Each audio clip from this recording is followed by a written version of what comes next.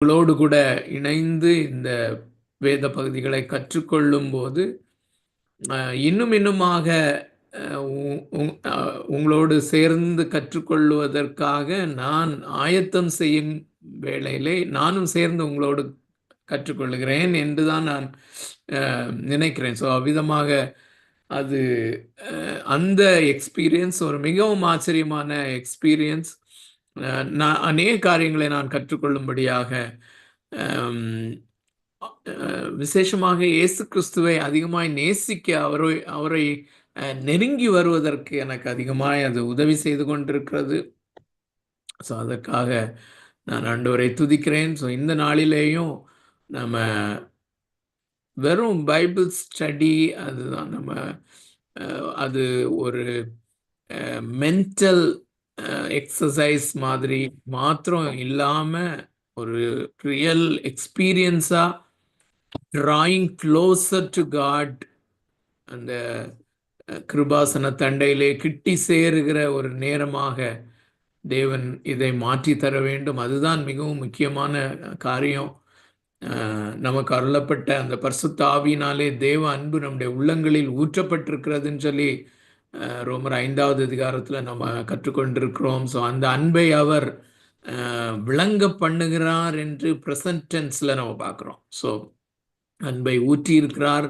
அது மாத்திரம் இல்லை, அந்த அன்பை அவர் அவ்வப்பொழுது விளங்க பண்ணி கொண்டிருக்கிறார். அதை எக்ஸ்பீரியன்ஸ் பண்ணும்படியாய் நமக்கு உதவி செய்து கொண்டிருக்கிறார். ஸோ இந்த நாளிலும் அந்த அனுபவத்தை நமக்கு ஃப்ரெஷ்ஷாக ஆண்டவர் கொடுக்கத்தக்கதாக ஜபத்தோடு நாம் காத்திருப்போம், நம்ம ஆயத்தமாக இருப்போம். நம்முடைய மனதையும் நம்முடைய இருதயத்தையும் பரிசுத்த ஆவியானவர் தாமே ஒருமுகப்படுத்துவாராக, ஆயத்தப்படுத்துவாராக. அவர் நம்மோடு கூட நமக்கு உதவி செய்யும்படியாக இருக்கிறார் என்பதுதான் நமக்கு பெரிய ஒரு ஆறுதல். ஸோ பரிசுத்த ஆவியானவர் இல்லாமல் நம்ம ஒன்றும் செய்ய முடியாது. ஸோ தொடர்ந்து அந்த பரிசுத்த ஆவியானவருடைய உதவியோடு கூட நம்ம தொடர்ந்து செல்லலாம். ஸோ ரோமருக்கு எழுதின நிருபம் 7வது அதிகாரத்தை நாம் கற்றுக்கொண்டு வருகிறோம். ஸோ இது அடிப்படையிலே சாங்டிஃபிகேஷன் என்கிற தலைப்பின் கீழே வருகிறது என்பதை நாம் அறிந்திருக்கிறோம். ஒரு கிறிஸ்தவ விசுவாசி அல்லது விசுவாசத்தினாலே நீதிமான் ஆக்கப்பட்ட ஒருவன் அதை தொடர்ந்து பரிசுத்தமாக்கப்படுதல் என்கிற அனுபவத்தை அந்த எப்படி அடைந்து கொள்வது அல்லது பரிசுத்தமாகுதலிலே எப்படி ப்ராக்ரஸ் ஆவது என்பதை 6வது அதிகாரம் 7வது அதிகாரத்திலே அவர் விளக்குகிறார் என்பதை நாம் பார்க்கிறோம். நான் மென்ஷன் பண்ணின 5வது அதிகாரத்திலே பரிசுத்த ஆவியானவரை அங்கே இன்ட்ரடியூஸ் பண்ணுகிறார். பரிசுத்த ஆவியானவர் தேவ அன்பு என்கிற காரியங்களை அவர் இன்ட்ரடியூஸ் பண்ணுகிறார். அதற்கு பின்பு அதை 8வது அதிகாரத்திலே தொடருகிறார். அல்ல, இதையும் நாம் அடிக்கடி பார்த்திருக்கிறோம். ஸோ 8வது அதிகாரம் அந்த பரிசுத்த ஆவியானவருடைய பரிசுத்த ஆவியினால் நடத்தப்படுதல், ஆவில் நிறைந்த அந்த வாழ்க்கை 5வது அதிகாரத்திலே தொடங்கினவர் அதை கிளைமேக்ஸுக்கு கொண்டு போகிறது 8வது அதிகாரம். ஸோ அதற்கு முன்பதாக ஒரு பேரந்தசிஸ் சொல்லுவாங்கல்ல, அந்த இடை சொருகல் போல அல்லது இடையிலே வந்த ஒரு கருப்பொருள் தான் இந்த சாங்டிஃபிகேஷன். அதுவும் ரொம்ப முக்கியமான ஒரு காரியம். ஸோ அந்த அடிப்படையிலே 6வது அதிகாரமும் 7வது அதிகாரமும் சாங்டிஃபிகேஷன் அல்லது பரிசுத்தமாகுதல் என்கிற கருப்பொருளை தாங்கி இருக்கிறது. மிக குறிப்பாக 7வது அதிகாரம் எந்த கருப்பொருளில் அடங்கி இருக்கிறது என்றால் 6வது அதிகாரம் 14வது வசனம். அதை நாம் முதலாவது வாசித்து விடலாம். ஸோ இதை ஒருவேளை திரும்ப திரும்ப சொல்லுகிறதாக இருந்தாலும் திரும்ப திரும்ப நாம் பார்க்கும்போது அது அந்த மனதிலே பதிந்து விடுகிறதாக இருக்கிறது. 6வது அதிகாரம் 14வது வசனம், நீங்கள் நியாயப்பிரமாணத்திற்கு கீழ்ப்பட்டிராமல் கிருபைக்கு கீழ்ப்பட்டிருக்கிறபடியால் பாவம் உங்களை மேற்கொள்ள மாட்டாது. ஸோ இந்த விசுவாசத்தினால் நீதிமானாக்கப்பட்டவர்களாக, விசுவாசத்தினால் நீதிமானாக்கப்பட்டவர்களுடைய அல்லது கிறிஸ்தவ விசுவாசிகளுடைய அல்லது கிறிஸ்தவர்களுடைய அடையாளம் என்று அநேக வசனங்களை பார்த்து கொண்டிருந்தோம். அதுல ஒரு மிக முக்கியமான வசனம் இதுதான்: அவர்கள் நியாயப்பிரமாணத்திற்கு கீழ்ப்பட்டவர்கள் அல்ல, கிருபைக்கு கீழ்ப்பட்டவர்கள். So we are not under the law, but we are under the grace. ஆகையினாலே அதன் அடிப்படையிலே நம்முடைய ஐடென்டிட்டி இப்படி இருக்கிறபடினாலே பாவம் நம்மை ஆட்கொள்ள முடியாது, அல்லது பாவம் நம்மை மேற்கொள்ள முடியாது, அல்லது பாவம் நம்மை ஆளுகை செய்ய முடியாது. Sin cannot reign over us. Cannot. It cannot. By positionally, அல்லது நம்மை தேவனாகிய கர்த்தர் நீதிமான்களாக்கி என்ன பொசிஷன்ல வைத்திருக்கிறாரோ அந்த பொசிஷனுக்கு உரிய ஆசீர்வாதத்தை தான் நம்ம இங்க பார்க்கிறோம். அது எப்படி என்கிற விளக்கத்தை 7வது அதிகாரத்தில் நாம் பார்த்து கொண்டிருக்கிறோம். 7வது அதிகாரம் முதல் பகுதியிலே அல்லது 1வது வசனத்திலிருந்து 6வது வசனம் வரையிலும் மிக முக்கியமாய் நாம் கிராஸ் பண்ண வேண்டிய காரியம் இந்த யூனியன் வித் கிரைஸ்ட். கிறிஸ்துவோடு கூட நாம் ஒன்றிணைக்கப்பட்டிருக்கிறபடினாலே இந்த ஒன்றிணைப்பு தான் நமக்கு நம்முடைய பிரசுத்தமாகுதலுக்கு அடிப்படையான ஒரு சாராம்சம் என்பதை நாம் அறிந்து கொள்கிறோம். ஸோ அதில் டூஃபோல்ட் ஆன அல்லது இருமுனை காரியம் ஒன்று நடக்கிறது என்பதை நாம் அறிந்திருக்கிறோம். இப்படி கிறிஸ்துவோடு கூட இணைக்கப்படுவதற்கு நாம் நியாயப்பிரமாணத்திற்கென்று மரித்தவர்களாகிறோம். ஸோ இந்த இருமுனை ஆசீர்வாதம் என்று நாம் சொல்லலாம். என்ன இருமுனை ஆசீர்வாதம்? ஒன்று, நாம் நியாயப்பிரமாணத்திற்கு மரித்தவர்களாகிறோம். இதுவும் நம்முடைய ஐடென்டிட்டி தான், இதுவும் நம்முடைய பொசிஷன் தான். அருமையானோர்களே, நியாயப்பிரமாணத்திற்கு நாம் மரித்திருக்கிறோம். அதோடு கிறிஸ்து என்னும் வேர் ஒருவர் உடையவர்கள் ஆனோம் என்று கிறிஸ்துவோடு கூட ஒன்றிணைக்கப்பட்டிருக்கிறோம். இதுதான் அடிப்படை. ஸோ தொடர்ந்து இந்த பரிசுத்தமாகுதலுக்கு அத்தியாவசியமான 2 காரியங்களை செய்திருக்கிறார். அதுதான் அதுல முக்கியம். ஸோ பரிசுத்தமாகுதலுக்கு அத்தியாவசிய தேவையான ஆசீர்வாதங்களாக இப்போ பிரச்சனை எதுல எழுகிறது என்றால், இந்த 1 முதல் 6 வசனங்கள் அடங்கிய இந்த வசன பகுதியிலே அவர் இந்த நியாயப்பிரமாணத்திற்கு நாம் மரித்திருக்கிறோம் என்பதை விளக்கும் போது அவர் சொன்ன ஒரு ஸ்டேட்மெண்ட் ஒரு பிரச்சனையாக எழுகிறதை அவர் உணர்கிறார். ஆகையினாலே அதை தொடர்ந்து அடுத்த பகுதிக்கு செல்கிறார். அது என்ன வசனம்? அது என்ன ஸ்டேட்மெண்ட்? 5வது வசனம், அதாவது 7வது அதிகாரம் 5வது வசனம். நாம் மாம்சத்திற்கு உட்பட்டிருந்த காலத்தில் நியாயப்பிரமாணத்தினாலே தோன்றிய பாவ இச்சைகள் மரணத்திற்கு ஏதுவான கனிகளை கொடுக்கத்தக்கதாக நம்முடைய அவயவங்களில் பலன் செய்தது. ஸோ நியாயப்பிரமாணத்தினாலே தோன்றிய பாவ இச்சைகள் என்று சொல்கிறார். ஸோ நியாயப்பிரமாணம் பாவ இச்சைகளை தோற்றுவிக்கிறதா? அது மாத்திரமல்ல, அதன் மூலமாக அது என்னுடைய அவயவங்களிலே பலன் செய்தது என்று சொல்கிறார். அப்படியானால் கேள்வி எழுகிறது 7வது வசனத்திலே, ஆகையால் என்ன சொல்லுவோம்? நியாயப்பிரமாணம் பாவமோ என்று. அருமையானவர்களே, இன்னும் அந்த ஃபோக்கஸ்டா நாம இருப்பதற்காக அந்த மிக முக்கியமான குறிப்பை முதலாவதாகவே நான் திரும்பவும் சொல்லுகிறேன். இது கடந்த வாரத்திலையும் சொல்லியிருப்பேன்னு நினைக்கிறேன். இந்த கிறிஸ்தவ பரிசுத்தமாகுதலுக்கு, கிறிஸ்டியன் சாங்டிஃபிகேஷனுக்கு நியாயப்பிரமாணத்தை அடிப்படையாக கொண்டு 2 காரியங்கள் அவசியமாக நடக்க வேண்டும், அல்லது 2 காரியங்களை நாம் அவசியமாக தெரிந்து கொள்ள வேண்டும் என்று அப்போஸ்தலனாகிய பவுல் கருத்திலே கொண்டு அதை கொண்டு வருகிறார். ஒன்று, நியாயப்பிரமாணம் நம்மை பரிசுத்தமாக்க மாட்டாது, அல்லது நியாயப்பிரமாணத்தின்படி அல்லது கட்டளைகள் கற்பனைகளின்படி நான் செய்ய வேண்டும் என்கிற என்னுடைய முயற்சி பலனளிக்காது.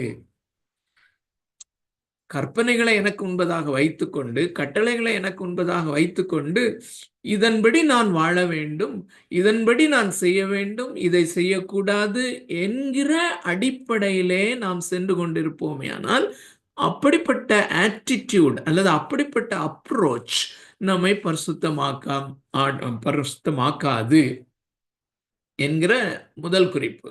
இதை நாம் எதோடு ஒத்து பார்க்க வேண்டுமானால் 3வது அதிகாரம் 20வது வசனத்திலே பாவத்தை அறிகிற அறிவு நியாயப்பிரமாணத்தினாலே உண்டாகிறதுனாலே நியாயப்பிரமாணத்தின் கிரியைகளினாலே ஒருவன் நீதிமான் ஆக்கப்படுவதில்லை என்கிற காரியத்தோடு கூட. ஸோ முதலாவது அவருடைய பாயிண்ட் என்னன்னா, இந்த நியாயப்பிரமாணம் அல்லது கட்டளைகளையும் கற்பனைகளையும் பின்பற்ற முயற்சிப்பதினாலே அல்லது ஒரு மாரலி குட் பர்சனாக ஒரு ஒழுங்கும் கிரமமாய் நடக்கிற ஒரு வாழ்க்கையின் நிமித்தமாக ஒருவன் தேவனுக்கு முன்பராக நீதிமானாக முடியாது.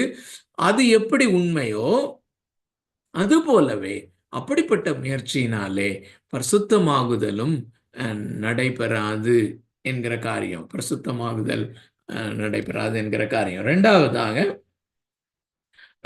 இந்த நியாயப்பிரமாணத்தின் கிரியைகளினாலே அல்லது நியாயப்பிரமாணத்தை பின்பற்றுவதனாலே பரிசுத்தமாக மாட்டோம் அப்படிங்கிறது மாத்திரம் இல்ல, இந்த நியாயப்பிரமாணத்திற்கு முற்றிலுமாக நாம் மரித்திருக்கிறோம். இந்த நியாயப்பிரமாணத்தோடு கூட எனக்கு எந்த விதமான தொடர்பும் இல்லை என்கிற ஒரு நிலைமையை குறித்த அந்த ரியலைசேஷனும் நம்முடைய சாங்டிஃபிகேஷனுக்கு அல்லது பரிசுத்தமாகுதலுக்கு மிக முக்கியமாய் தேவைப்படுகிறது.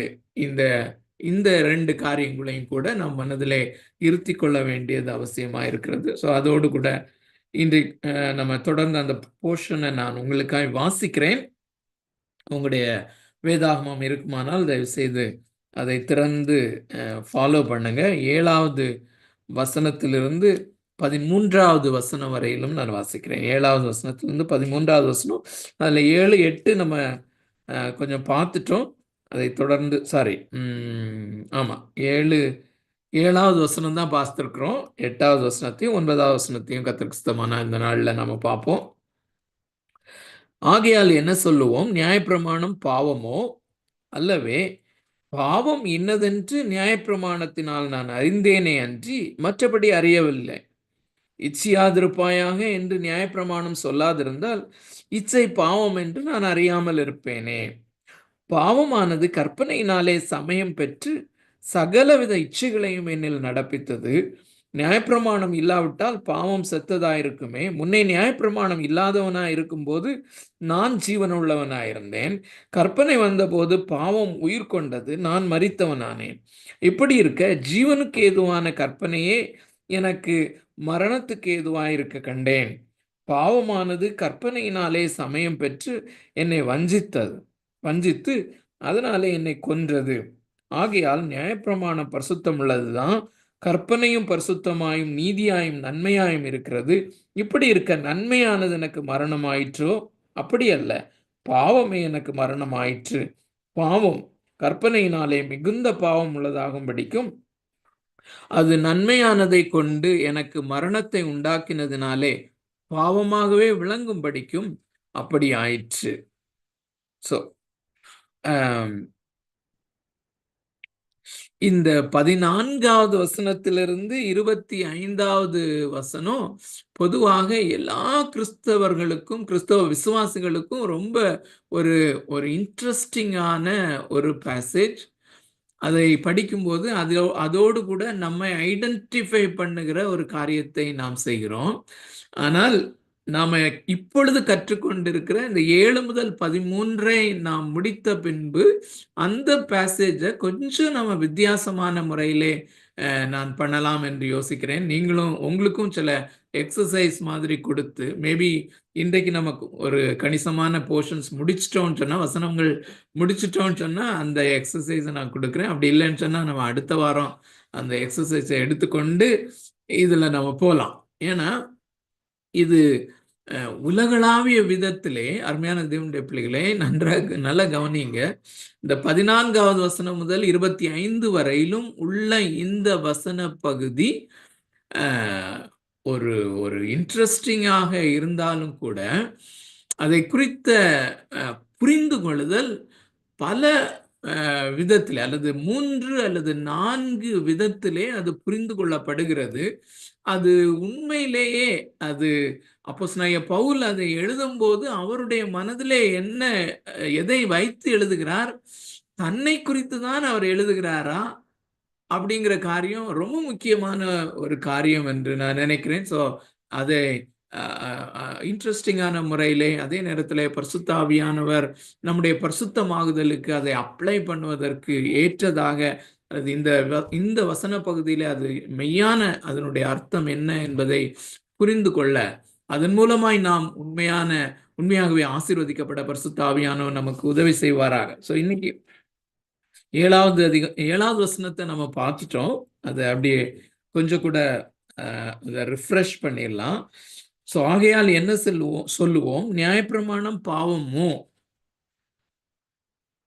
அல்லவே அல்லவே, பாவம் இன்னதென்று நியாயப்பிரமாணத்தினாலே நான் அறிந்தேனே அன்றி மற்றபடி அறியவில்லை. ஸோ நியாயப்பிரமாணத்தின் மூலமாக பாவம் இன்னதென்று நான் அறிந்தேன் அப்படின்னு சொல்லுகிறார். அப்படின்னு சொன்னா பாவம்னா என்னது அப்படிங்கிறத நான் அறிந்தேன் என்பது அல்ல.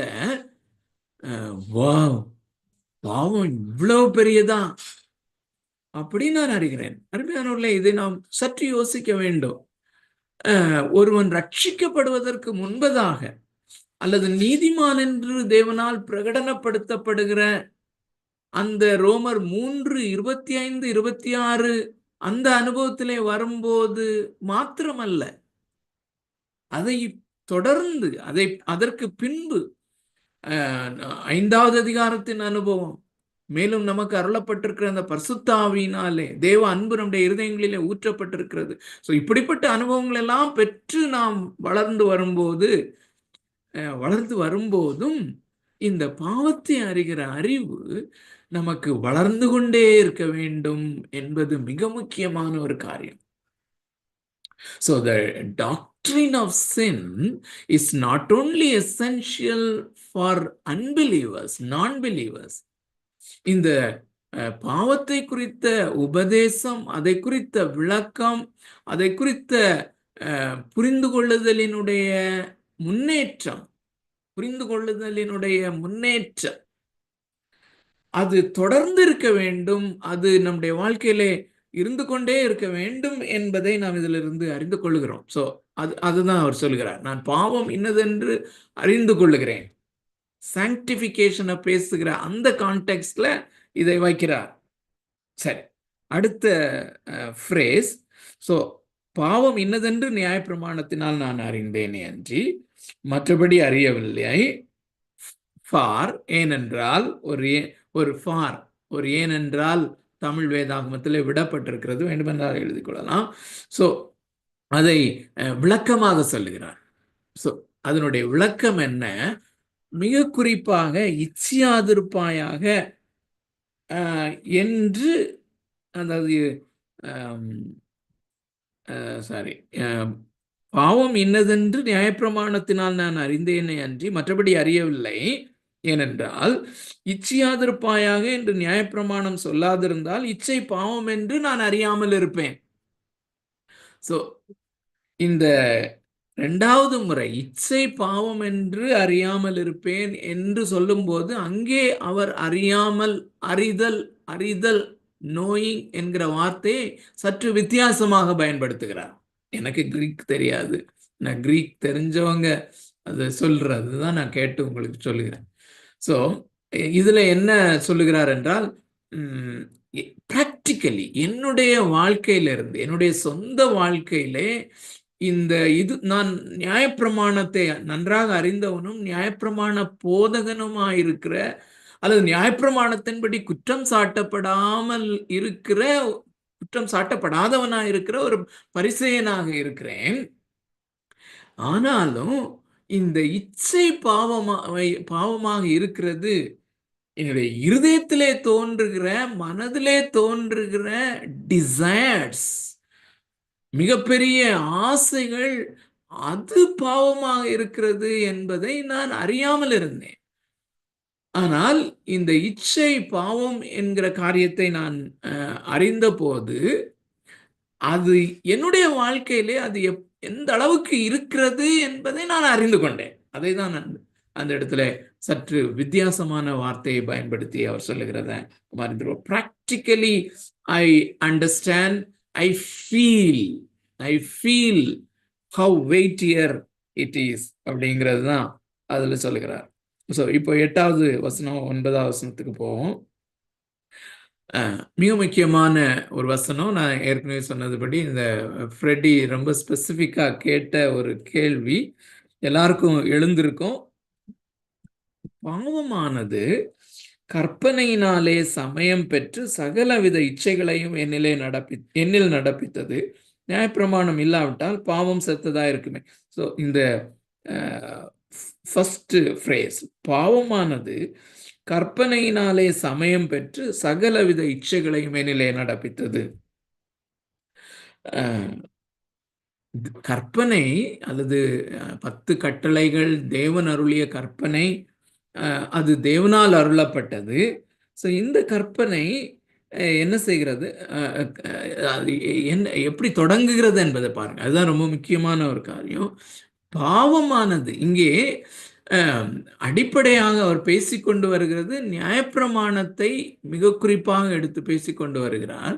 நியாயப்பிரமாணத்தை கொண்டு வந்து பேசும்போது பாவத்தை ரெண்டும் பேரலா வருகிறத நம்ம பார்க்க முடியும். the law of God and sin. So இந்த ரெண்டினுடைய ஒரு டைனாமிக்ஸ் தான் நம்ம பார்க்குறோம். ஸோ இங்க அவர் அல்டிமேட்டாக என்ன சொல்ல வருகிறார் என்றால் அதையும் நம்ம பார்த்துடலாம். அதாவது நியாயப்பிரமாணமானது தேவனால் அருளப்பட்டது. இந்த 13வது வசனத்தையும் கொஞ்சம் அது இனிமேதான் பார்க்க போறோம். ஆனாலும் அது பாருங்க. இப்படி இருக்க நன்மையானது எனக்கு மரணம் ஆயிற்று, அப்படி அல்ல, பாவமே எனக்கு மரணம் ஆயிற்று. பாவம் 12வது வசனம். ஆகையால் நியாயப்பிரமாணம் பரிசுத்தம் உள்ளது. நியாயப்பிரமாணம் தேவனால் அருளப்பட்டது, அது பரிசுத்தம் உள்ளது. It is holy. கற்பனையும் பரிசுத்தமுள்ளதாயும் நீதியாயும் நன்மையாயும் இருக்கிறது. ஸோ பரிசுத்தமுள்ள தேவ கற்பனை, நன்மையாயும் நீதியாயும் இருக்கிற இந்த கற்பனை, தேவனால் அருளப்பட்ட இந்த கற்பனையை பாவமானது பயன்படுத்தி கொள்ளுகிறது, ஆப்பர்ச்சுனிட்டியாக பயன்படுத்துகிறது என்று சொல்லுகிறார். ஸோ அப்படி சொல்வது நிமித்தமாக பாவம் எவ்வளவு பயங்கரமானது என்பதை அவர் சொல்ல வருகிறார். ஸோ தேவன் அருளிய பரிசுத்தமான நீதியான கற்பனையே தனக்கு சாதகமாக பயன்படுத்தி கொண்டு இந்த பாவம் என்னிலே பெருக்கமாகிறது, பெருகுகிறது, அல்லது பாவம் மிகவும் அதிகமான பாவமாக தென்படுகிறது என்பதை தான் சொல்லுகிறார். 8வது வசனத்தின் முற்பகுதியை திரும்பியும் வாசிக்கிறேன். பாவமானது கற்பனையினாலே சமயம் பெற்று அப்படின்னு சொல்லும்போது ஆப்பர்ச்சுனிட்டியை பெற்று. ஸோ கொஞ்சம் இடம் கொடுத்தா அப்படின்னு சொல்லி சில பழமொழிகள் சொல்லுவாங்கல்ல.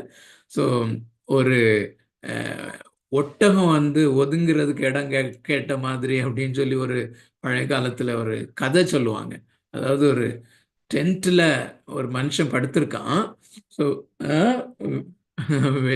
வெளியே மழை பெய்யுது, மழையில ஒரு ஒட்டகம் இருக்குது. ஸோ மழையில நனைஞ்சிட்டு இருக்கிற ஒட்டகம் கேட்குது, எனக்கு அந்த டென்ட்ல படுத்திருக்கவன்ட்ட எனக்கு கொஞ்சம் மூக்க மாத்திரம் வைக்கிறதுக்கு இடம் கொடு அப்படின்னு சொல்லி, இடம் கொடுப்பியா அப்படின்னு சொல்லி ரொம்ப கெஞ்சி கேட்கும்போது மூக்க மாத்திரம் வைக்கிறதுக்கு. ஸோ மூக்க மாத்திரம் முதல்ல ஒட்டகம் வச்சுக்குது, அப்புறம் என் முகத்தை மாத்திரம் வைக்கிறதுக்கு, ஸோ அப்புறம் ஃபுல் டென்ட்டையும் ஆக்குப்பை பண்ணிடுது. ஸோ அந்த ஒரு காரியத்தை தான் இங்கே சொல்கிறார். ஸோ பாவம் எவ்வளவு கொடிதானது என்றால், அது கற்பனையை பயன்படுத்தி, தேவன் கொடுத்த கற்பனையை அது சாதகமாக பயன்படுத்தி கொண்டு அது பெருக்கம் பெறுகிறது என்பதை சொல்கிறார். சகல விதமான இச்சைகளையும் எப்படி பெருக்கம் பெறுகிறது? பாவமானது கற்பனையினாலே சமயம் பெற்று சகலவித இச்சைகளையும் என்னிலே அது நடப்பித்தது, பெருக்குவித்தது என்று. all kinds of desires, all kinds of lusts. Extreme desire is lust. மிகவும் அதிகமான ஆசைதான் இச்சை என்பதை நாம் அறிந்திருக்கிறோம். இப்படி பலவிதமான ஆசைகளையும் இச்சைகளையும் அருமையான இச்சை அப்படின்னு சொன்ன உடனே நம்ம பாலியல் சார்ந்த இச்சை மாத்திரமல்ல, அது மிக முக்கியமானது. அது மாத்திரம் இல்ல, பொருள்களின் மேல் இச்சை, பொருள்களின் மேல் ஆசை, பணத்தின் மேல் ஆசை, இப்படி உலகத்தின் மேல் ஆசை, உலகத்திலும் உலகத்தில் உள்ளவைகளிலும் அன்பு கூறுதல், ஆசை என்கிற காரியம். ஸோ இது எல்லாமே அந்த கற்பனையினாலே அது சமயம் பெற்று அல்லது ஆப்பர்ச்சுனிட்டி பெற்று நமக்குள்ளே கிரியேட் செய்கிறது என்று. ஸோ இந்த அந்த அந்த இச்சைகள், சகலவிதமான இச்சைகள் என்பதற்கு ரெலவெண்டான 2 வசனங்களை நம்ம பார்க்கலாம். ஆதியாகமம் 6வது அதிகாரம்,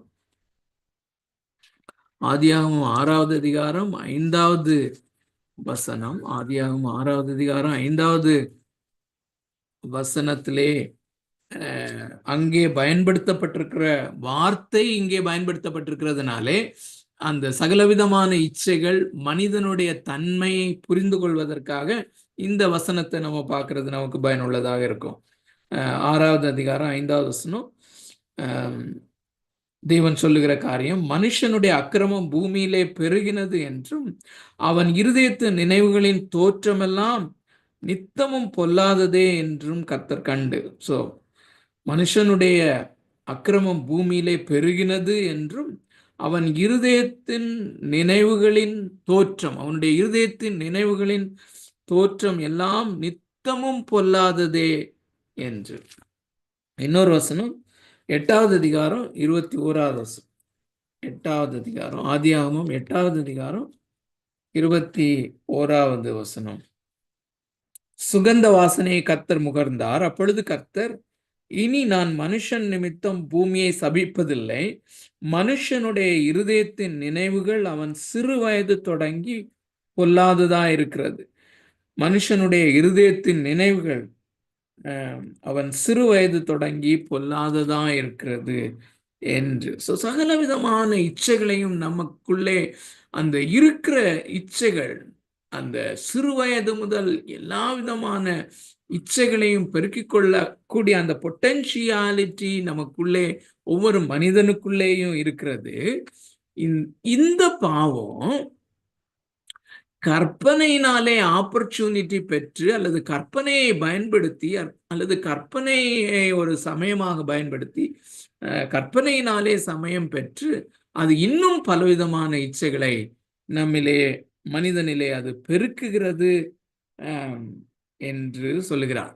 ஸோ இதுதான் நம்ம கேள்வி கேட்கிறோம். எப்படி அது கற்பனையினாலே அல்லது தேவனுடைய கட்டளைகளினாலே இந்த பாவம் எப்படி எனக்குள்ளே பெருகுகிறது என்கிற அந்த பிராக்டிக்கலான கொஸ்டினுக்கு மார்ட்டின் லாய்ட் ஜோன்ஸ் சஜஸ்ட் பண்ணுகிற 3 காரியங்களை நான் உங்களுக்கு முன்பதாக வைக்க விரும்புகிறேன். ஒன்று, அவர் என்ன சொல்றாருன்னு சொன்னா, ஒவ்வொரு மனிதனுக்குள்ளேயும் இருக்கிற அந்த ரிபல்லியன் அல்லது அவன் பிறக்கும் போதே அவன் பாவியாக பிறக்கிறபடினாலே அல்லது தேவனுக்கு கீழ்ப்படியாத அந்த தன்மையோடு கூட அவன் இருக்கிறபடினாலே தேவனுக்கு அவன் எதிரியாக இருக்கிறான். அது அவனுக்கே தெரியாது. அருமையானவர்களே, பிள்ளைகளை நம்ம பார்க்கும்போது அவங்க ஒருவேளை சண்டே கிளாஸ்ல ரொம்ப மாரலி குட்டா, ரொம்ப நல்லொழுக்கமா இருக்கிற கிறிஸ்தவ பிள்ளைகளை நீங்க நினைத்து கொள்ளுங்கள். அவங்க ரட்சிப்பின் அனுபவத்தை பெறாத வரையிலும் அவங்க தேவனுக்கு எதிரிகளாக இருக்கிறார்கள். ஆனால் அவர்கள் தேவனுக்கு எதிரிகளாக இருக்கிறார்கள். அந்த ரிபல்லியஸ்னஸ், கடவுளுக்கு விரோதமாக ரிபல் பண்ணுகிற அந்த ஆட்டிடியூட், அந்த காரியம் அவர்களுக்குள்ளே இருக்கிறது. அவங்க உண்மையாகவே அவர்கள் தேவனுக்கு விரோதிகள், தேவனுக்கு விரோதமாக ரிபல் பண்ணுகிறவர்கள் என்பதை அவர்கள் அக்செப்ட் பண்ணுவது கிடையாது, அக்செப்ட் பண்ண முடியாது. ஆனால் எல்லாரும் அப்படிப்பட்டவர்கள் தான் என்று வேதம் சொல்லுகிறது. அதற்கு நாம எப்பொழுதும் வாசிக்கிற அந்த வசனம், அது 8வது அதிகாரம் 7வது வசனம். 8வது அதிகாரம் 7வது வசனம் எப்படி என்றால், மாம்ச சிந்தை, அதாவது நேச்சுரலா இயல்பாக பிறந்த ஒவ்வொரு மனிதனும் அப்படிங்கிறது தான் மாம்ச சிந்தை என்று போட்டிருக்கிறது. ஸோ இயல்பாக ஒவ்வொரு மனிதனும் மாம்ச சிந்தையோடு உள்ள மனிதன். ஸோ மாம்ச சிந்தை அல்லது மாம்ச சிந்தை உள்ள மனுஷன் தேவனுக்கு விரோதமான பகை, தேவனுக்கு விரோதமான பகையை தாங்கி இருக்கிறான் என்றுதான் அது வசனம் சொல்கிறது. அது தேவனுடைய நியாயப்பிரமாணத்திற்கு கீழ்ப்படியாமலும் கீழ்ப்படிய கூடாமலும் இருக்கிறது. ஸோ இந்த ரிபல்லியஸ் நேச்சர் அவனுக்குள்ளதாக இருக்கிறது. அது எப்படி, அது என்ன சொல்லுகிறது என்றால், நான் தேவனாக இருக்கிறேன், அல்லது நான் தான் தேவனாக இருக்கிறேன், அல்லது நான் தான் பெரிய ஆளு, நான் சொல்வதை தான் நீங்கள் கேட்க வேண்டும், எனக்கு மேலே ஒருவன் ஒரு ஒரு ஒரு அதிகாரம் செலுத்தும்படியாக ஒருவன் இருக்க வேண்டிய அவசியம் இல்லை என்கிறதான ஆட்டிடியூட். அல்லது எந்த ஒரு மனுஷனுக்கும் நம்ம ஒர்க் பண்ற இடத்துலையும் ஒரு பாஸ் அல்லது ஒரு ஒரு ஒரு ரூல்ஸ் அண்ட் ரெகுலேஷன்ஸோட வருகிற ஒருவர், அல்லது குடும்பத்திலே கூட கணவன் மனைவி இருக்காங்க. ஸோ மனைவிடத்தில் இப்படி செய்ய வேண்டும் இப்படி செய்ய வேண்டும் என்று சொல்லும் பொழுது நேச்சுரலாக இயல்பாக ஒரு இரிட்டேஷன் வருகிறது. நம்ம எல்லாருமே உணர முடியும். அந்த இரிட்டேஷனை கொஞ்சம் யோசித்து பாருங்க. அதுதான் இது. ஸோ அந்த இரிட்டேஷன் வரும் பொழுது அது இன்னும் அதிகமாய் பாவத்தை செய்ய வைக்கிறது. அது ஸோ நீ என்ன சொல்லி நான் செய்யறது அப்படிங்கிற அந்த ஆட்டிடியூட், அது கற்பனை நமக்குள்ளே கொண்டு வரப்படுகிறது. நாம் நன்றாக இருப்பதற்காக அந்த கற்பனை, நமக்கு ஜீவனை கொடுப்பதற்காக கற்பனை கொடுக்கப்படுகிறது. அப்போ நீ சொல்லி நான் ஏன் செய்யணும் அப்படிங்கிற அந்த ஆட்டிடியூட் நமக்கு அந்த கற்பனையை மீறத்தக்கதாக, இன்னுமாய் கற்பனையை மீறத்தக்கதாக, இன்னுமாய் பாவம் செய்யத்தக்கதான ஒரு போக்கை நமக்குள்ளே உண்டாக்குகிறது. இதை நாம் உன்னிப்பாக இன்ட்ராஸ்பெக்ட் பண்ணி ஒருவேளை நம்மை நாமே கவனிப்போமே, ஆனால் நாம் அதை தெளிவாக புரிந்து கொள்ள முடியும். ஸோ இதை முதல் சஜஷனாக மார்ட்டின் லாய்ட் ஜோன்ஸ் சொல்லுகிறார். ஸோ ரெண்டாவது, இங்கே இந்த 10வது கற்பனை, அதை தொடர்ந்து இந்த கற்பனையினுடைய விளக்கமாக இயேசு கிறிஸ்துவனுடைய அந்த மலைப்பிரசங்கம். அருமையானுள்ள, எப்பொழுதுமே நாம் நியாயப்பிரமாணம் என்று சொல்லும் பொழுது இந்த 3 நிலைகளிலே அதை பார்ப்பது உடனடியாக நம்முடைய மனசுல வரணும்.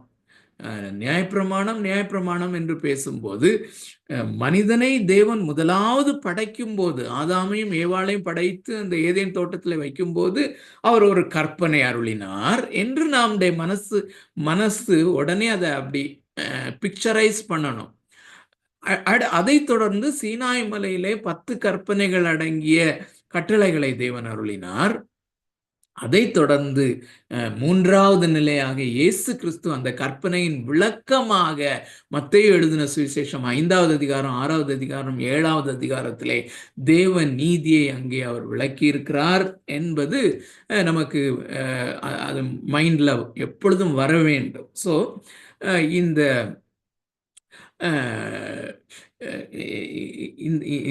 2வது முறை, அதாவது இந்த கற்பனையினாலே சமயம் பெற்று பாவம் பெருகுகிறது என்பதை தான் நாம் இப்போ பேசிக்கொண்டிருக்கிறோம்.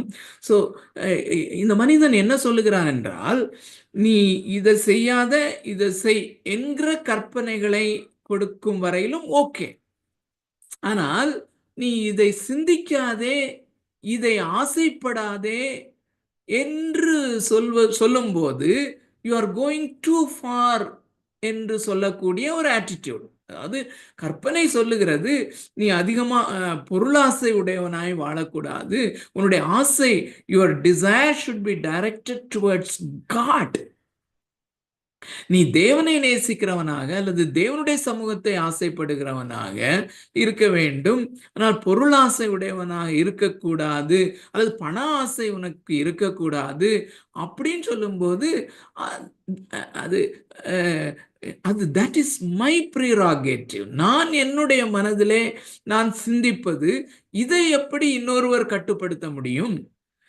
அந்த சிந்தனை, என்னுடைய சிந்தனை, இமேஜினேஷன், நான் விரும்பியபடி இமேஜின் பண்ண முடியும். என்னுடைய இமேஜினேஷன்ல நான் எதையும் நான் சிந்தனை செய்ய முடியும், நான் கற்பனை செய்து கொள்ள முடியும். இந்த கற்பனை திறன் என்பது கடவுள் எனக்கு கொடுத்த கற்பனை திறன். அதை வைத்து நான் எதை வேணாலும் கற்பனை பண்ணலாம், எதை வேண்டுமானாலும் சிந்திக்கலாம்.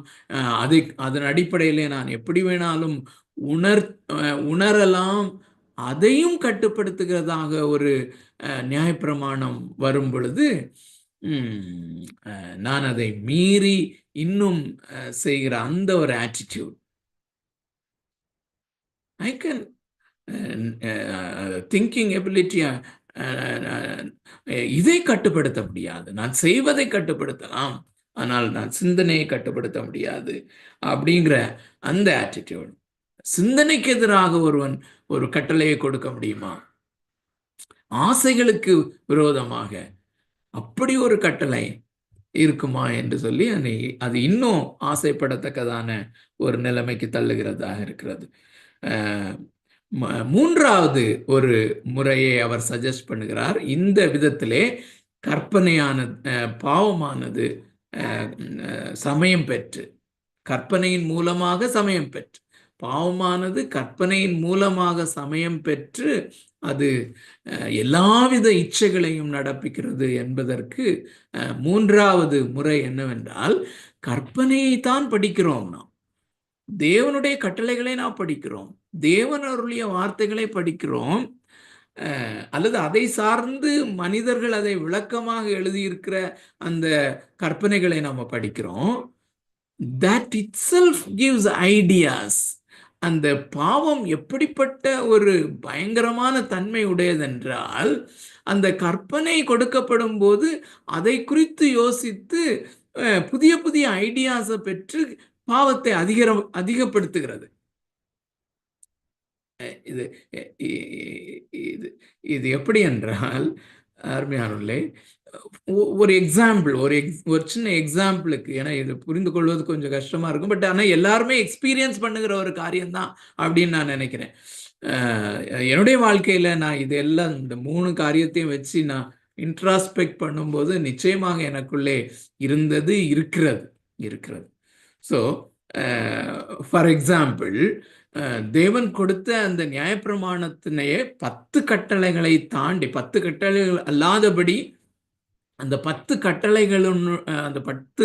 கட்டளைகளினுடைய விளக்கமாக பல காரியங்களை சொல்லிக் கொண்டு வருகிறத நம்ம லேவியராகமம், யாத்ராகமத்திலையும் லேவியராகமத்திலையும் நம்ம பார்க்க முடியும். மிக குறிப்பாக அதில் அந்த செக்ஷுவல் லைஃப், அல்ல பாலியல் உறவுகளை குறித்து சொல்லும்போது அந்த அந்த மிருகத்தோடு புணருதல், இப்படிப்பட்ட பல காரியங்கள் இருக்கிறது. ஸோ இவைகளை ஒருவன் படிக்கும்போது, ஒருவேளை ஃப்ரெஷ்ஷாக ஒரு டீனேஜ் ஸ்டூடெண்ட் அல்லது டீனேஜ் பாய் ஆர் கேர்ள் இப்படிப்பட்ட காரியங்களினுடைய விளக்கங்களை தேவனே கொடுத்திருக்கிற இந்த காரியங்களை படித்து கொண்டு வரும் பொழுது, ஓ இப்படியெல்லாம் இருக்குதா அப்படின்னு சொல்லி அது ஃப்ரெஷ் ஐடியாஸை தான் கொடுக்கிறதாக இருக்கிறது. ஸோ அது இந்த பாவம் அவ்வளோ கொடியதாக இருக்கிறதுனாலே இவைகளையெல்லாம் கொஞ்சம் கொஞ்சமாக கேட்ச் பண்ணி இதை இன்னும் பெருக்குகிறதாக இருக்கிறது என்று இதை புரிந்து கொள்ள வேண்டுமானால் இன்னும் சில காரியங்களை நம்ம யோசிக்க முடியும். ஒருவேளை ஒரு பாலியல் சார்ந்த ஒரு கிரைம் அல்லது ஒரு காரியத்தை நம்ம படிக்கிறோம்னு வச்சுக்கோங்க. ஒரு ஒரு ஒரு ஒரு நியூஸ் பேப்பரை படிக்கும்போது ஒரு கேப்ஷன் படிக்கிறோம், இவளோட ஒரு கள்ளக்காதல் தொடர்பு வைத்திருந்தான் அப்படின்னு சொல்லி, அது ஒரு கொஞ்சம் இன்ட்ரெஸ்ட், அதை டீட்டெயில்ஸை படிக்கணும்னு சொல்லி அது வருது. அந்த டீட்டெயில்ஸை படிக்கணும்னு சொல்லி எதுக்கு? இது இவ்வளோ ஒரு அருவருப்பான காரியம் நடந்திருக்கிறது, அது டீட்டெயில்ஸை படிக்கணும்னு சொல்லி ஒரு சின்ன இன்க்ளினேஷன், ஸோ தட் நம்ம அவாய்ட் பண்ணிக்கலாம் அப்படிங்கிற மாதிரி நாமளே நமக்கு ஒரு ஆறுதலாக சொல்லிக் கொள்கிறது. இவ்வளவுலாம் இருக்கா, நம்ம அப்போ எவ்வளவாய் ஜெபம் பண்ணணும் அப்படியெல்லாம் ஒரு ஒரு ஒரு கவர் போட்டு அந்த டீட்டெயில்ஸை படிக்கிறது நிமித்தமாய் நம்முடைய இமேஜினேஷன்ஸை, இப்படி எல்லா விதத்திலேயும் பாவமானது. ஸோ கற்பனை பரிசுத்தம் உள்ளது, கற்பனை நீதியானது, கற்பனை நன்மையானது, இவைகளின்படி செய்தால் ஜீவன் உண்டு என்று பழைய ஏற்பாட்டில் அநேக வசனங்களை நாம் வாசிக்கிறோம்.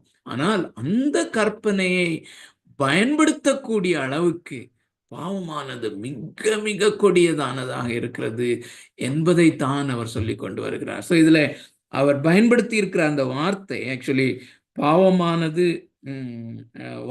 அந்த 8வது வசனத்தை முதல் பகுதியை திரும்பியும் வாசிக்கிறேன். பாவமானது கற்பனையினாலே சமயம் பெற்று சகலவித இச்சைகளையும் என்னிலே நடப்பித்தது என்ற அந்த சமயம் பெற்று என்கிற காரியத்திற்கு உபயோகப்படுத்தப்பட்டிருக்கிற அந்த சரியான கிரேக்க வார்த்தையினுடைய ஒரு விளக்கம் எப்படி வருகிறது என்றால், அந்த ஃபல்க்ரம் என்று சொல்வார்கள் ஆங்கிலத்திலே. அதற்கு சரியான தமிழ் மொழிபெயர்ப்பு நெம்புகோல். ஒருவேளை நம்ம ஸ்கூல்ல எல்லாம் படிச்சிருப்போம், ஸ்கூல்ல படிச்ச டைம்ல படிச்சிருக்கிறது ஞாபகம் இருக்கான்னு சொல்லி யோசித்து பாருங்க. நெம்புகோல் என்று அதை கொஞ்சம் நான் விளக்குனேன்னா புரிஞ்சுக்குவீங்க.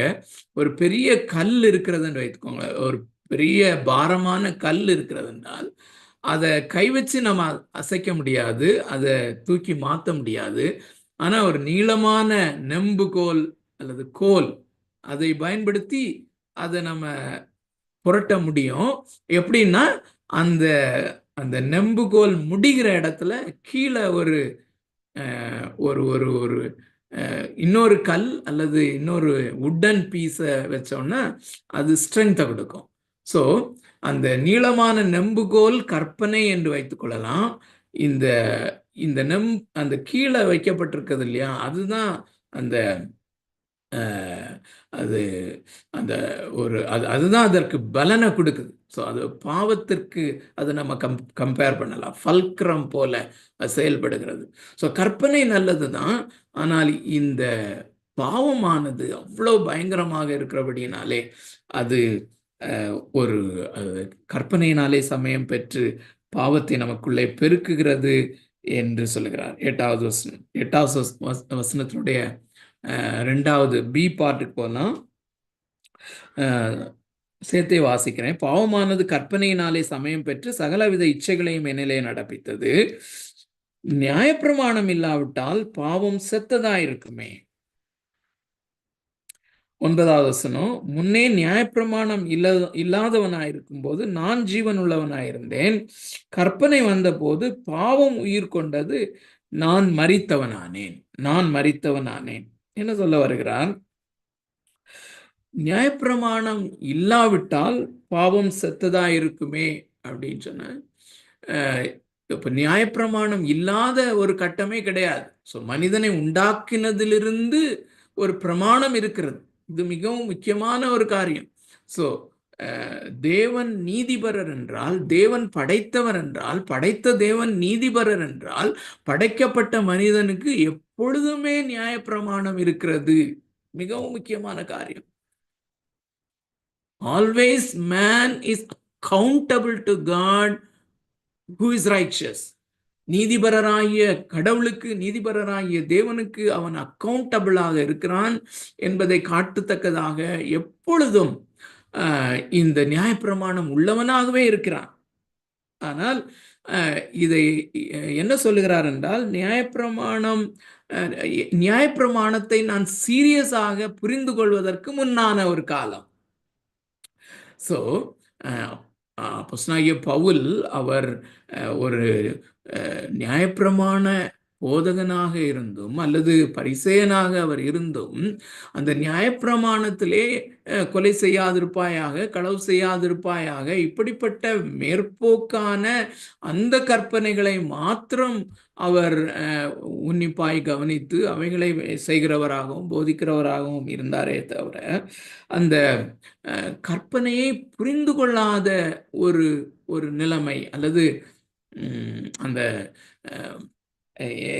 அடுத்த வசனத்துல இன்னொரு வார்த்தையை அவர் பயன்படுத்துகிறார். முன்னே 8வது வசனத்துல நியாயப்பிரமாணம் இல்லாவிட்டால் என்று சொல்லுகிறார். 9வது வசனத்துல நியாயப்பிரமாணம் இல்லாதவனாயிருந்த போது அப்படின்னு சொல்றாரு. அடுத்த ஃப்ரேஸ்ல கற்பனை வந்த போது. ஸோ கற்பனை வந்த போது, so when the law came அப்படின்னு சொன்னா அவர் என்ன சொல்லுகிறார் என்றால், அந்த கற்பனையை நான் என்று படித்து கொண்டுதான் இருக்கிறேன். தேவனுடைய கட்டளைகளை, அந்த 10 கற்பனைகளை அல்லது அதனுடைய விளக்கங்களை, தேவனுடைய வார்த்தையை நான் படித்து கொண்டுதான் இருக்கிறேன். அந்த கற்பனையின்படி நான் குற்றம் சாட்டப்படாதவன். ஆனால் அது ஒரு ஒரு ஒரு நேரத்திலே அது எனக்கு நேராக வருகிறது. அருமையானவர்களே, நாம இந்த பைபிள் ஸ்டடி அட்டெண்ட் பண்ணுகிறோம். தேவனுடைய வார்த்தையை நாம் தொடர்ந்து கேட்கிறோம். ஒருவேளை கேட்ட வார்த்தையே நாம் தொடர்ந்து கேட்டுக்கொண்டிருக்கிறோம். தொடர்ந்து 10 முறை கேட்டிருக்கிறோம். ஆனால் 11வது முறை நாம கேட்கும் போதுதான், இதை நாம 10 முறை கேட்டிருந்தாலும் இந்த 11வது முறை அது வரும் பொழுது அது எனக்கு நேராக அலைவாக வருகிறது. இதுவரையிலும் செய்யாத ஒரு கிரியையை அதே வார்த்தை செய்கிறது. இதை பரிசுத்த ஆவியானவர் செய்கிறார். சோ இந்த காரியத்தை தான் அவர் சொல்லுகிறார். அந்த நியாயப்பிரமாணம் இல்லாத காலம் என்றால், நியாயப்பிரமாணத்தை தொடர்ந்து நான் படித்துக் கொண்டுதான் இருக்கிறேன். ஆனால் அது இல்லாதது போல நான் இருக்கிறேன். அப்படி இருக்கும்போது பாவம் எனக்குள்ளே சத்ததாக இருந்தது, அல்லது பாவம் என்றால் அது அந்த பாவத்தினுடைய வெயிட்டை நான் அறியாமல் இருந்தேன் என்று சொல்கிறார். அந்த ஆனா 9வது வசனம், நியாயப்பிரமாணம் இல்லாதவனாய் இருந்த அதை விளக்குகிறார். அந்த 8வது வசனத்துல நியாயப்பிரமாணம் இல்லாவிட்டால் பாவம் செத்ததா இருக்குமே அப்படின்னு சொல்லுகிற காரியத்தை அந்த கொஞ்சம் விளக்கமாக சொல்லுகிறார். நியாயப்பிரமாணம் இல்லாதவனாய் இருந்த போது நான் ஜீவனுள்ளவனாக இருந்தேன். கற்பனை வந்தபோது பாவம் உயிர் கொண்டது, நான் மரித்தவனானேன். சோ நியாயப்பிரமாணம் வந்த போது, அல்லது நியாயப்பிரமாணத்தை நான் புரிந்து கொண்ட போது, அல்லது மிக குறிப்பாக இந்த ஆசைகளை குறித்து, இச்சைகளை குறித்த காரியம் இந்த நியாயப்பிரமாணத்திலே எப்படி தொக்கி நிற்கிறது, அது மிக முக்கியமான காரியமாக இருக்கிறது என்பதை நான் புரிந்து கொண்ட போது பாவம் என்னிலே உயிர் கொண்டது, நான் செத்தவனானேன். ஐ பிகேம் டெட் அப்படின்னு சொன்னா, அந்த வேதாகமத்திலே பல எக்ஸ்பிரஷன்ஸ்ல பார்க்கிறோம்ல, நான் செத்தவனை போலானேன். ஐ பிகேம் நான் பேச இயலாதவனாக, வாய்கள் யாவும் அடைக்கப்படுகிற அப்படி ஒரு நிலைமையை அப்போஸ்தலனாகிய பவுல் சொல்லுகிறத பார்க்கிறோம்ல. ரோமருக்கு எழுதின நிருபம் 3வது அதிகாரம் 20 அந்த 19வது வசனத்திலே, மேலும் வாய்கள் யாவும் அடைக்கப்படத்தக்கதாக, எல்லாரையும் அது பாவத்திலே அடைத்து போட்டது என்று சொல்லும் பொழுது, நான் தேவனுடைய சமூகத்திலே வரும்போது வாய் திறந்து பேச முடியாது. எனக்கு என்னுடைய நியாயத்தை நான் நிலைநாட்ட முடியாத அளவுக்கு நான் பாவியாக இருக்கிறேன். வாயடைக்கப்பட்ட நிலைமை. இங்கே என்ன சொல்லுகிறார்? அந்த பாவத்தை குறித்த உணர்வு வந்த போது, அல்லது இச்சை பாவம் என்பதை நான் புரிந்து கொண்ட போது, நியாயப்பிரமாணம் இந்த விதத்திலே வந்த போது, எனக்கு நேராக வந்த போது, நான் செத்தவனானேன். I became dead. பாவம் எனக்குள்ளே உயிர் கொண்டதாக இருக்கிறது, நான் செத்தவனானேன். 9வது வசனம், முன்னே நியாயப்பிரமாணம் இல்லாதவனாய் இருந்த போது நான் ஜீவன் உள்ளவனாய் இருந்தேன் அப்படின்னு சொல்லும்போது, நான் ரொம்ப போல்டா இருந்தேன். அந்த நியாயப்பிரமாணத்தை நான் சரியாக புரிந்து கொள்ளாதவனாய் இருக்கும்போது, அந்த பிலிப்பியருக்கு எழுதின நிருபம் 3வது அதிகாரத்திலே சொல்லுகிறார் இல்லையா, நியாயப்பிரமாணத்தின்படி நான் குற்றம் சாட்டப்படாதவன், நான் 8ஆம் நாளிலே விருத்த சேதனம் பண்ணப்பட்டவன், நான் எபிரேயரிலே பிறந்த எபிரேயன் என்று சொல்லி என்னை குறித்து பெருமை பாராட்டத்தக்கதாக அநேக காரியங்கள் எனக்கு கிடைக்கிறது. I am bold enough to speak. நான் ஜீவனுள்ளவனாக இருக்கிறேன். அதான் அதுக்கு அர்த்தம். நான் ஜீவனுள்ளவனாக இருக்கிறேன். I am alive. I am active. நான் என்னை குறித்து பேசிக்கொள்வதற்கு, என்னுடைய பரிசுத்தத்தை குறித்து பேசிக்கொள்வதற்கு நான் அப்படி இருக்கிறேன். அருமையானவர்களே, இன்னைக்கும் நாமும் அப்படி இல்லையா? இல்ல? ஸோ சமீபத்தில் ஒரு சில மாதங்களுக்கு முன்பதாக ஒரு ஒரு ஊழியக்காரர் என்றே சொல்லலாம், ஒரு ஊழியக்காரர் அவருடைய மகளுடைய திருமண இன்விடேஷன் கொடுக்கறதுக்காக என்கிட்ட வந்தார். ஸோ அன்னைக்கு நான் எந்த காரியத்தையும் அவர்கிட்ட பேச முடியாத ஒரு நிலைமையில தான் நான் இருந்தேன். பிசிக்கலி வீக்கா இருக்கிறேன். ஸோ அவர் பேசிக்கொண்டிருந்த காரியங்கள் எல்லாத்தையும் அவர் போன பிறகு நான் கொஞ்சம் அப்சர்வ் பண்ணி திருப்பி ரீகேபிட்டல் பண்ணி அதை ரீகேப் பண்ணி அதுல இருந்து எழுதினேன். அவர் தன்னை குறித்து பெருமையாக, ஃபார் எக்ஸாம்பிள் நான் வந்து இன்னைக்கு இந்த நாள்ல ரட்சிக்கப்பட்டதுல இருந்து இதுவரைக்கும் நான் மருந்து எடுக்கல, நான் மருந்தே உபயோகப்படுத்தினதில்லை. அப்படி அந்த மாதிரி அவர் சொன்ன காரியங்களை நான் எடுத்து எழுதி கொண்டிருந்தேன். நான் அதை செய்ததில்லை, கடன் வாங்கினதில்லை, அது செய்ததில்லை அப்படின்னு சொல்லி ஒரு ஒரு 10-12 காரியங்கள் இப்படி வந்துச்சு. ஸோ அருமையானவர்களே, இப்படி நாம் பேசிக்கொண்டிருக்கிறவர்களானா ஒருவேளை இந்த நிலைமையில நாம் இருக்கிறவர்களாக இருக்கலாம். டூஸ் அண்ட் டோன்ட்ஸ் படி நாம பரிசுத்தமாகுதலை கடைபிடிக்க முயற்சி செய்கிறவர்களாக இருக்கலாம். அப்போ நான் என்னை குறித்து பேசிக்கொள்வதற்கு ஐ எம் சோ ஆக்டிவ், அதுதான் அதனுடைய அர்த்தம். நான் ஜீவனுள்ளவனா இருக்கிறேன். ஆனா அந்த கற்பனையின்படி அந்த சரியான அதனுடைய அர்த்தத்தை நான் புரிந்து கொள்ளும் பொழுது என்னுடைய ஆசைகள், இச்சைகள், அவைகள் எல்லாம் எப்படி பாவமாக இருக்கிறது என்பதை நான் அதை புரிந்து கொள்ளும் போது, அதை குறித்த அந்த கிராஸ்ப் எனக்குள்ளே வரும் பொழுது நான் செத்தவனாகிறேன். நான் இப்பொழுது 8ஆம் நாளிலே விருத்த சேதனம் பண்ணப்பட்டேன், நியாயப்பிரமாணத்தின்படி குற்றம் சாட்டப்பட்டால் நான் இப்படி வாழ்ந்தேன், இப்படிப்பட்டவனா இருக்கிறேன் என்று எதையும் நான் பேசிக்கொள்ள முடியாதவனாக நான் செத்தவனாகிறேன். பாவம் உயிர் கொண்டதாக இருக்கிறது என்று 10வது வசனம், இப்படி இருக்க ஜீவனுக்கு ஏதுவான கற்பனை எனக்கு மரணத்துக்கு ஏதுவாய் இருக்க கண்டேன். அருமையானவர்களே, இந்த நியாயப்பிரமாணத்திற்கு இன்னொரு வார்த்தை என்னவென்றால் அது பாவம், மரணம் என்பவைகளின் பிரமாணம். அது வந்து 8வது வசனம், 8வது அதிகாரம் 2வது வசனத்தை வாசிக்கிறேன் உங்களுக்காக. 8வது அதிகாரம் 2வது வசனத்துல அதை தெளிவாக சொல்லுகிறார். கிறிஸ்து இயேசுவினாலே ஜீவனுடைய ஆவியின் பிரமாணம் அப்படின்னு ஒரு பிரமாணம். அந்த டெர்மினாலஜிக்காக மாத்திரம்தான் இந்த வசனத்தை நான் எடுக்கிறேன். இப்போ கிறிஸ்து இயேசுவினாலே ஜீவனுடைய ஆவியின் பிரமாணம் என்னை பாவம், மரணம் என்பவைகளின் பிரமாணத்தினின்று விடுதலை ஆக்கிற்றே. ஸோ இந்த பாவம், மரணம் என்பவைகளின் பிரமாணம் இஸ் ஈக்குவல் டு நியாயப்பிரமாணம். ஸோ நியாயப்பிரமாணத்திற்கு இன்னொரு பெயர் பாவத்தின் பிரமாணமும் மரணத்தின் பிரமாணம். ஸோ அதுதான் பாவத்தின் பிரமாணம் என்ன, எப்படி அப்படிங்கிறத இந்த 10வது வசனம் வரைக்கும் விளக்குகிறார். அதற்கு பிறகு அந்த மரணத்தினுடைய பிரமாணம் என்பதை ஹைலைட் பண்ணி பேசுகிறத நம்ம பார்க்கிறோம். ஸோ இப்படி இருக்க ஜீவனுக்கு ஏதுவா 10வது வசனம், இப்படி இருக்க ஜீவனுக்கு ஏதுவான கற்பனையே எனக்கு மரணத்துக்கு ஏதுவா இருக்க கண்டேன். அதுக்கு பிறகு 11வது வசனம் 12வது வசனம் நம்ம தொடர்ந்து அடுத்த வாரத்துல பார்ப்போம். ஏன்னா அதுல ஒரு சின்ன ஒரு ட்விஸ்ட்டை கொண்டு வருகிறார், அடுத்த லெவலுக்கு கொண்டு போகிறார். பாவமானது கற்பனையினாலே சமயம் பெற்று என்னை வஞ்சித்தது என்று சொல்லுகிறார். த டிசெப்ஷன் ஆஃப் த சின். அதுக்கு முன்னால பாவமானது கற்பனையினாலே சமயம் பெற்று பலவிதமான இச்சைகளை எனக்குள்ளே உண்டாக்கினது என்கிற அந்த காரியத்தை வர்ணித்து கொண்டு வந்தார். அதாவது பாவம் அந்த கற்பனையினாலே சமயம் பெற்று பாவத்தை பெருக்கினது.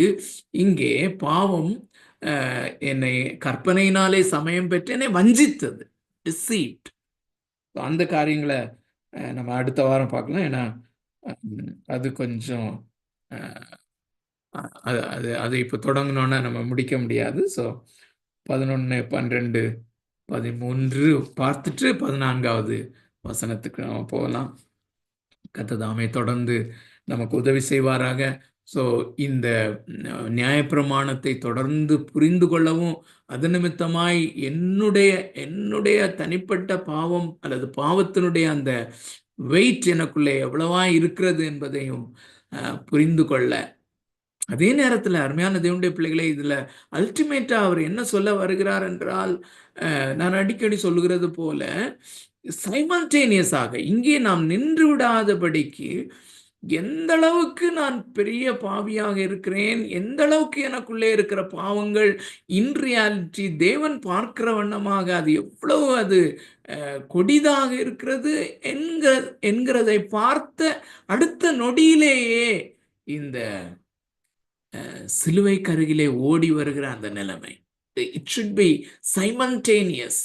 இது ரெண்டும் சைமல்டேனியஸா நடந்து கொண்டே இருக்கிற ஒரு அனுபவத்தை தேவன் நமக்கு தருவாரானால் அது ஆசீர்வாதமான ஒரு அனுபவமாக இருக்கும். அருமையானே, ஒவ்வொரு நொடி பொழுதிலும் அல்லது ஒவ்வொரு மணி நேரத்திலையும் நம்ம இந்த ப்ரெஷஸ்னஸ் ஆஃப் த காஸ்பல் அல்லது இந்த சிலுவையிலே எனக்காக சிந்தப்பட்ட அந்த இரத்தத்தினுடைய அல்லது கிரயத்தினுடைய வேல்யூ அது எவ்வளவு அதிகமாக இருக்கிறது என்று சொல்லி செலிப்ரேட் பண்ணி அந்த அந்த கோட்டைக்குள்ளே இந்த கமிங் அந்த அந்த கோட்டைக்குள்ளே நம்ம ஓடி வருகிறவர்களாக நம்ம மாறுவோம். அது அது அது சைமல்டேனியஸாக இருந்து கொண்டே இருக்க வேண்டும் என்கிற காரியம். கர்த்தர் நமக்கு தொடர்ந்து வசனங்களிலே வாழ கிருபை செய்வாராக. ஓற்று தம்பி. Thanks uncle. ஸோ நம்ம நியாயப்பிரமாணத்தின் கட்டளைகள் அல்லது நியாயப்பிரமாணம் அல்லது கட்டளைகள் கற்பனைகள் நம்மை வந்து பரிசுத்தமாக்க மாட்டாது அப்படின்ற காரியம், அந்த progression of understanding on the doctrine of sin வந்து அது வந்து இம்பார்ட்டண்ட்டா, ஏன் அப்படின்னா நியாயப்பிரமாணத்துக்கும் எனக்கும் தொடர்பில்லை அப்படின்ற அந்த காரியங்களை நம்ம உணர்கிறதற்கும், ஸோ அடுத்த நம்ம அந்த மாம்ச சிந்தை தேவனுக்கு விரோதமான பகை அப்படின்ற அந்த காரியத்தில் இருந்தோம். அந்த 3 விதமான காரியங்களை நம்ம பார்த்தோம்ல. நமக்குள்ள இருக்க அந்த ரெபெல்லியஸ் நேச்சர், அந்த விழுந்து போன அந்த பாவ மனிதனுடைய நேச்சர் வந்து அந்த கட்டளைகள் நம்ம கிட்ட வரும்போது அதை நம்ம எவ்விதமாக பாவத்தை அதிகரிக்கிறது, அந்த கட்டளைகளுக்கு விரோதமாய் நாம பேசுகிற அந்த காரியங்களினால அது வந்து எவ்விதமாய் நாம் வந்து இன்னும் நம்ம பாவம், அந்த பாவத்தின் வீரியத்தன்மையை நம்மள அதிகரிக்கிறது அப்படின்றத பார்த்தோம். அடுத்தது நியாயப்பிரமாணம் அப்படின்றது ஆதாமுக்கு ஏதேன் தோட்டம் முதல், அதுக்கப்புறம் இஸ்ரேல் ஜனங்களுக்கு மோசையின் மூலமாக, அடுத்தது ஜீவனுடைய பிரமாணமாகிய அந்த காரியங்களை இயேசு கிறிஸ்து மேத்யூவில் கொடுக்குறாரு. பட் ஆனால் இயேசு அதை கொடுக்கும்பொழுது இதை செய்யாதே அப்படின்றது மாத்திரம் இல்லை, இதை சிந்தியாதே அப்படின்னும் பொழுது நம்மளுடைய இமேஜினேஷனை கண்ட்ரோல் பண்ற அந்த காரியத்தை நம்மளால ஏற்றுக்கொள்ள முடிகிறது இல்லை. அதை குறித்ததான ஒரு கோபம், பொறாமை, எரிச்சல் நமக்குள்ள வருதுல. இதை சிந்திக்க கூடாது அப்படின்னு நம்மளை கண்ட்ரோல் பண்றது அப்படின்றது எவ்வளோ கொடூரமா இருக்கு அப்படின்ற மாதிரி நம்ம யோசிக்கிறோம்ல, அந்த காரியங்கள். தேர்ட் வந்து கமாண்ட்மெண்ட்ஸ் மாத்திரம் இல்லாமல் அதோட அசோசியேட்டட், ஆக்சுவலாக அங்கிள் எக்ஸாம்பிள்லாம் சொன்னாங்கல்ல, நம்ம ஒரு விஷயத்த அது நம்முடைய சிந்தையை வந்து கரைப்படுத்தும் அப்படின்னு தெரிஞ்சாலும் அதுல ஒரு இன்ட்ரெஸ்ட் நம்மளை கவர் பண்ணிக்கிறது. இதை நான் படிக்கிறதுனால நான் அந்த விஷயத்துக்காக ஜெபிக்க போறேன் அப்படின்ற மாதிரி நம்மளை கவர் பண்ணிக்கிட்டு, ஆனா ஆக்சுவலா அது சைட்ல நமக்கு அந்த இருதயத்துல வந்து அந்த பாவத்தை குறித்து இன்னும் அதிகமாய் சிந்திச்சு, அந்த தப்பு எப்படி நடந்தது அப்படின்ற சிந்திச்சு அதுல நம்மளை ஃபிட் பண்ணி பார்க்க, இந்த மாதிரியான காரியங்கள். ஸோ அப்புறம் அது எப்படி அங்கிள் எக்ஸாம்பிளோட சொல்லும்போது அந்த வெயிட்டை மூவ் பண்றதுக்கான ஃபல்கரம் போல, ஸோ அந்த பாவ சிந்தை, அந்த பாவத்தின் தன்மை அதை எப்படி வலுவாக்குகிறது அப்படின்றதையும் நம்ம பார்த்தோம். ஸோ அந்த கடைசியை பார்த்த காரியங்கள் லைக் வந்து 9-10 வசனங்கள் எவ்வளோ பேருக்கு ஈஸியாக இருந்ததுன்னு தெரியல, டிஃபிகல்ட். ஸோ அதனால man is accountable to the supreme God. Okay, so அவைகளையும் நம்ம சிந்திப்போம். அந்த பாவத்தின் வெயிட்டை வந்து நம்ம ரட்சிக்கப்படுகிறதற்கு முன்பு நாம அதோட வெயிட்டை அறியாம நம்மளே நம்ம பெருமையா பேசிக்கிறது, நம்முடைய பரிசயத்தனத்தை வந்து மற்றவங்க 4 பேர் கேட்குற மாதிரி பேசிக்கிறது. ஸோ இவைகள் பாவம் அப்படின்ற காரியத்தை நம்ம உணரத்தக்கதாக விசேஷமாக இவைகளை உணர்கிறது. ப்ளஸ் வந்து அந்த கிருபாசன தண்டையில வந்து கிருபையை பெற்று தேவனை அல்லாதியை நேசிக்க தேவன் செய்து முடித்தவர்களை அந்த the person of Jesus Christ, the work of Jesus Christ, அவைகளில் நாம் மகிழ தேவன் நமக்கு உதவி செய்வாராக. ஸோ இதனால நம்ம ஜெபிக்கலாம்.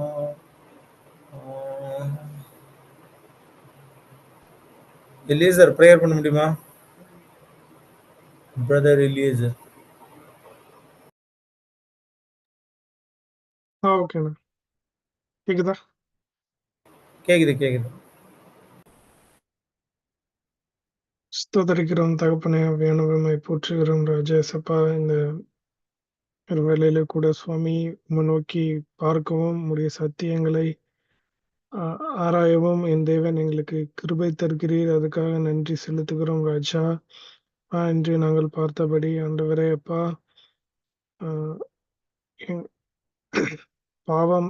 பாவத்துடைய வெயிட்டேஜ் எவ்வளவு பெரியது, அதை ரட்சிக்கப்பட்டவங்களோ சரி,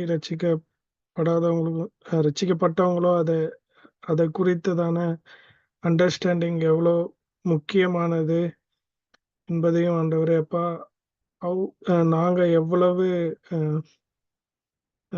ரிபலியஸ் ஆனவங்க, எந்த அளவுக்கு ரூல்ஸை நாங்க பார்க்குறோமோ அந்த அளவு ஆண்டவரே அவைகளை எதிர்க்கிறவர்களாகவும் எங்களை நாங்களே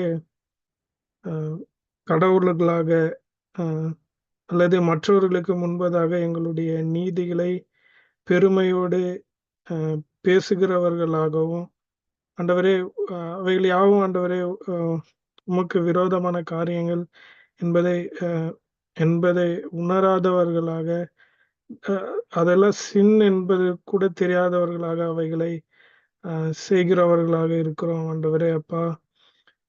ஆண்டவரே, இவைகள் ஆண்டவரே எவ்வளோ லைட்டான காரியமா எடுத்துக்கிட்டு மூவ் ஆகிற விஷயங்கள் ஆண்டவரே, வெளியாகும் ஆண்டவரே அப்பா, நீர் எங்களுக்கு உணர்த்துகிறீர். அதற்காக நன்றி செலுத்துகிறோம் ராஜா.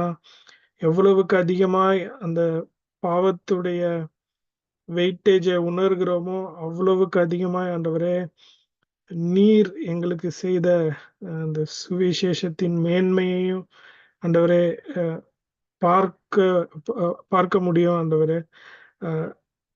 இல்லைன்னா நாங்கள் எல்லாத்தையும் லைட்டா எடுத்துப்போம். ஸோ ஆண்டவரே அப்பா, அவைகளை காணும்படிக்கான கண்களை ஆண்டவரே நீர் எங்களுக்கு தரும்படியாகவும் ஆண்டவரே, தொடர்ந்து இந்த சத்தியங்களை ஆராயவும் ஆண்டவரே, கேட்கவும் ஆண்டவரே, உம்மண்டே நெருங்கவும் ஆண்டவரே எங்களுக்கு வாஞ்சையையும் அத்தகைய இருதயத்தையும் தந்து ஆண்டவரே அவைகளை தேட எங்களுக்கு கிருபை பாராட்டுங்க, வழி நடத்துங்க. இயேசுவின் மூலம் ஜெபிக்கிறோம் ஜீவனுள்ள நல்ல அருமை பிதாவே, ஆமென்.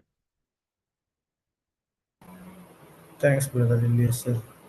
ஸோ இதனாலும் நமக்கு Q&A. ஸோ நீங்கள் இப்போ நம்ம கேட்ட காரியங்களில் இல்லை இந்த 7th சாப்டரில் இல்லை லைக் அந்த 6th சாப்டரில் இருந்து யூனிஃபிகேஷன், அதோட விளைவான சாங்டிஃபிகேஷன், ஸோ இந்த டாக்டரின் ஆஃப் சின், இதில் ஏதாவது கேள்விகள் இருந்தால் நீங்கள் கேட்கலாம்.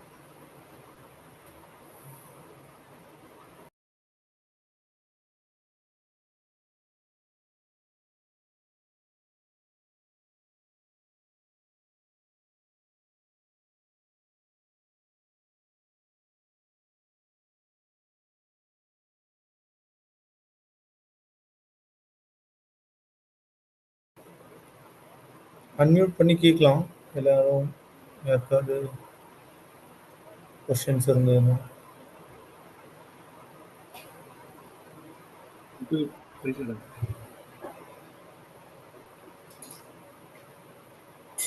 ஜஷ்வா கேக்குது ஜஷ்வா? அங்கிள் சொல்லுங்க. ரொம்ப கொஞ்சம் அண்டர்ஸ்டாண்ட் பண்றதுக்கு கொஞ்சம் டஃபரா இருந்தது நிறைய விஷயங்கள். தெரியல, எனக்கு தான் அப்படி இருந்ததான்னு தெரியல. பட் எனக்கு மைண்டு கொஞ்சம் மாதிரி தான் இருந்தது. பட் இன்னொரு வீக்கு இதை கொஞ்சம் ஏதாவது ரீஐட்ரேட் பண்ற மாதிரி, அல்லது ஐ திங்க் நான் திருப்பி அதை யூடியூப்ல கேட்டா சரியா இருக்குமான்னு தெரியல. பட் இன்னும் கொஞ்சம் விளக்கமா இந்த நியாயப்பிரமாணத்தினுடைய இந்த காரியங்கள் எல்லாமே சரியா எக்ஸ்பிளைன் பண்ணலன்னு நினைக்கிறேன்ல. இல்ல, எனக்கு என்னுடைய இது